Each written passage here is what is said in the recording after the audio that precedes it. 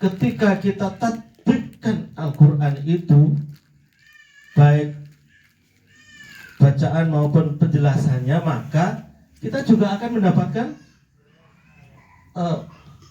manfaat mauidhah itu dengan menerapkannya.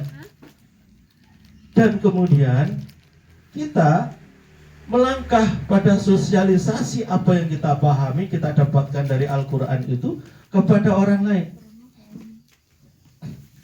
Dalam hal ini, teman-teman wisudawan ini akan mengajarkan Al-Quran mulai dari hurufnya,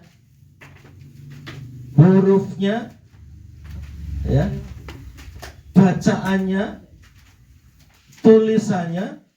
Saat itu seseorang akan mendapatkan pengajaran, bertambah satu ilmu, masuk ke dalam dirinya suatu pemahaman, dan mendapatkan kebaikan berlipat. Bukankah satu huruf di dalam Al-Quran itu akan kita dapatkan hadiahnya 10 kebaikan? Ya. Demikian seterusnya, ketika kita menjadikan Al-Quran itu sebagai mauidhah pada diri kita, ketika kita membaca, memahami tafsirnya, kemudian kita menulisnya, kemudian kita mengamalkannya, maka pengajaran itu semakin lama semakin melekat pada diri kita.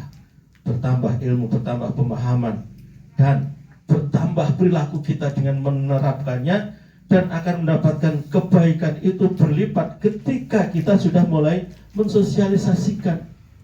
Bukankah dengan mensosialisasikan itu, dengan mengajar itu, kita akan mendapatkan pahala dari yang menerapkannya, yang melakukannya tanpa dikurangi? Kita ajarkan satu orang, dapatkan 10 kebaikan hanya dengan huruf ba. Kalau kita bismillahirrahmanirrahim dengan 19 huruf, 10 kali 19, satu kali dibaca oleh murid kita, kita akan mendapatkan sedemikian banyak. Apalagi kita sudah kemudian mengajarkan kepada banyak pihak. Murid kita sudah menjadi ustadz, ustadzah, terus mengalir tanpa dikurangi. Maka kita akan mendapatkan mauidhah itu, pengajaran itu semakin besar pada diri kita, semakin besar manfaatnya pada diri kita. Karena itu, dengan wisuda ini kita harapkan semakin memiliki semangat yang tinggi, semakin meningkat semangat itu, dan semakin berusaha untuk mendapatkan mauidhah dari Al-Quran itu. Yang kedua, fungsi Al-Quran adalah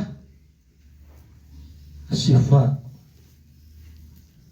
Menjadikan Al-Quran sebagai sifat itu adalah proses melibatkan Al-Quran beserta penjelasan-penjelasannya, ya.